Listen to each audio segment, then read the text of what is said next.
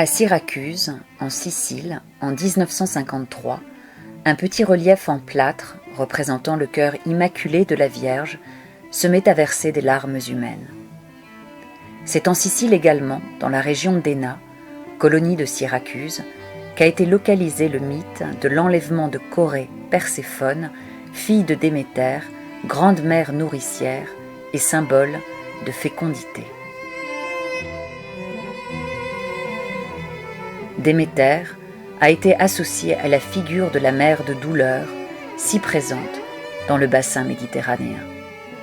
Fascinée par la mère éplorée à qui l'on arrache injustement son enfant, protégée par le fantasme de la toute-puissance maternelle, des générations d'hommes et de femmes se sont succédées. Parce que je te pleure infiniment et ne peux vivre sans toi, ta valeur, elle aussi, est sans limite. Mais gare si tu t'éloignes, semble dire la mère à travers ses larmes. Mutuelle dépendance, mutuel emprisonnement. Fécondité, fertilité, maternité, féminité, longtemps, très longtemps, encore aujourd'hui, furent associées. Les femmes devenaient mères et se révélaient ainsi comme femmes. Le mythe qui met en scène Déméter, la grande mère, Corée, littéralement la jeune fille, et Hadès, le dieu des morts, ne nous révèle-t-il pas tout autre chose que la figure accablée d'une mère à laquelle on enlève son enfant? À travers Corée, qu'elle élève en secret, Déméter se contemple. Hadès, un jour, aperçoit la jeune fille. Il en tombe éperdument amoureux. Mais comment la soustraire à l'emprise maternelle? Première ruse, premier complot. Zeus, roi de l'Olympe, est le père de Corée. L'heure est venue de son entrée en scène. Il s'agit de sortir sa fille des jupes de sa mère. Et Hadès n'est pas un mauvais parti. Aussi lui donne-t-il le moyen de la séduire. Un champ de narcisses, où Corée pourra apercevoir la splendeur de la femme qu'elle est appelée à devenir, aura raison de sa pudeur. Effectivement, la déesse enchantée, dit Homère, arrache de ses deux mains les fleurs. Aussitôt, la terre s'entr'ouvre, surgit le roi des enfers, porté par ses chevaux immortels. Il enlève Corée, qui s'affole, crie, implore son père Zeus, en vain. La terre se referme.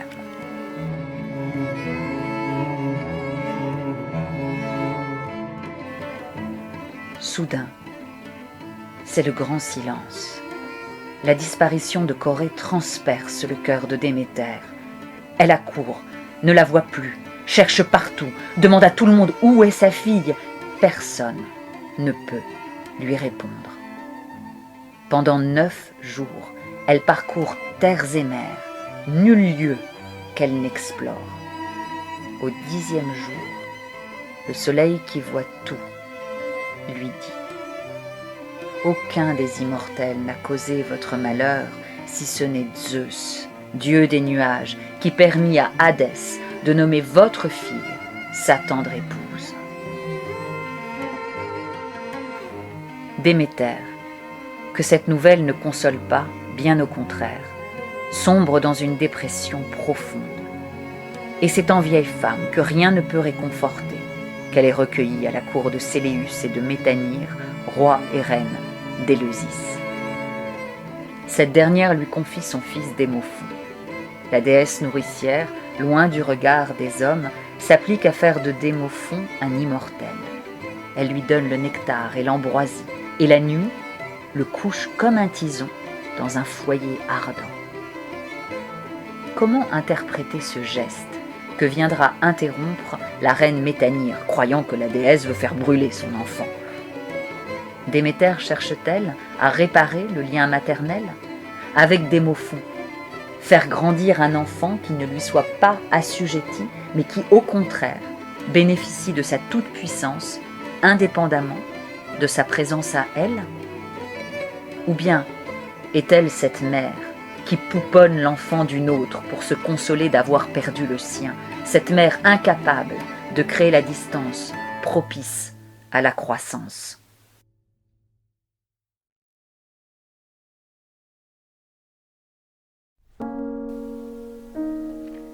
Une version ultérieure du mythe tente à privilégier la première interprétation.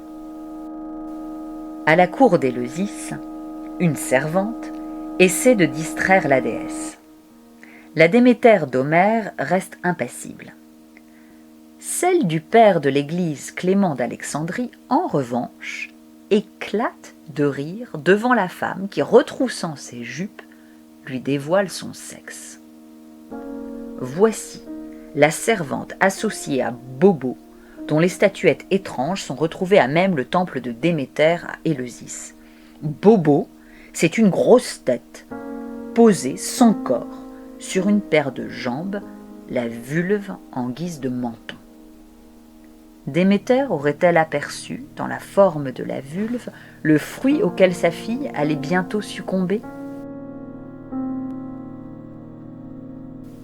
Se serait-elle soudain rappelé ne pas être seulement mère, mais aussi femme, à même d'autres plaisirs que ceux du maternage?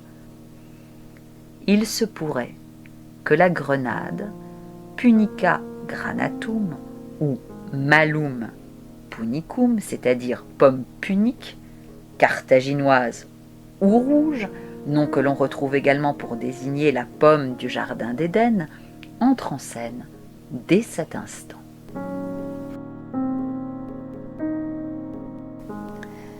Déméter, à qui l'on vient de reprendre des mots fonds, ne s'attarde pas à Éleusis.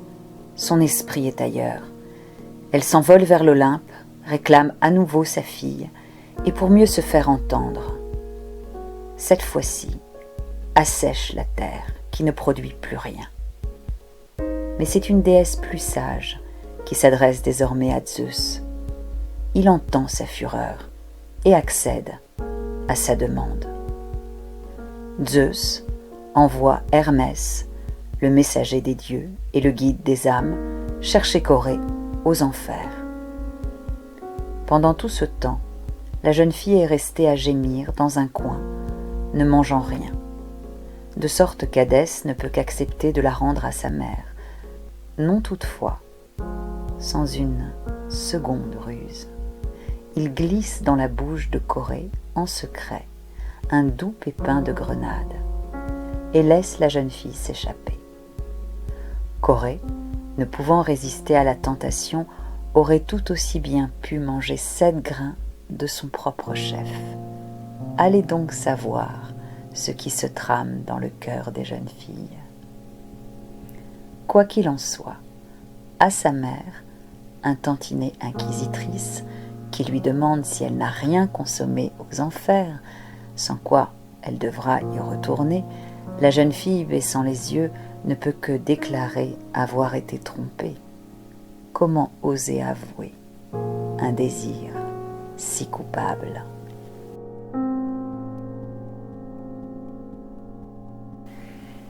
Quiconque a goûté à la nourriture infernale, quiconque a été brûlé par le feu de la grenade, ne peut désapprendre ce qu'elle lui a enseigné. Corée est désormais unie à Hadès, avec qui elle devra passer la moitié de l'année. Elle n'est cependant pas sa propriété et elle n'est plus celle de sa mère. Elle est devenue Perséphone, la reine des enfers.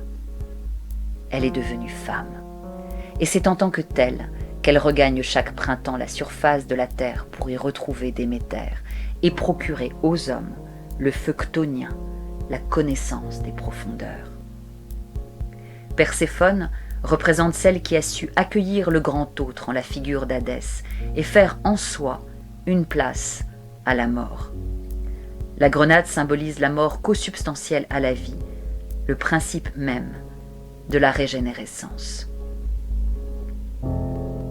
Ce que Déméter donne à voir dans la nature, le mûrissement des céréales, l'épi de blé gorgé de soleil mûr, Perséphone le donne à vivre au niveau de l'âme. Elle est la fille de Zeus et l'épouse d'Hadès, celle qui fait lien entre les obscures profondeurs de la terre et le ciel azuré de l'Olympe.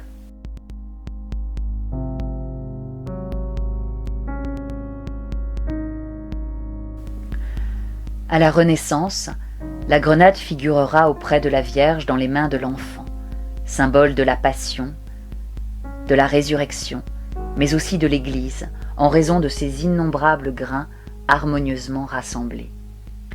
Les larmes de la Madone ne sont pas celles de Déméter éplorée, ce sont celles de la compassion pour celui qui marche vers le Père.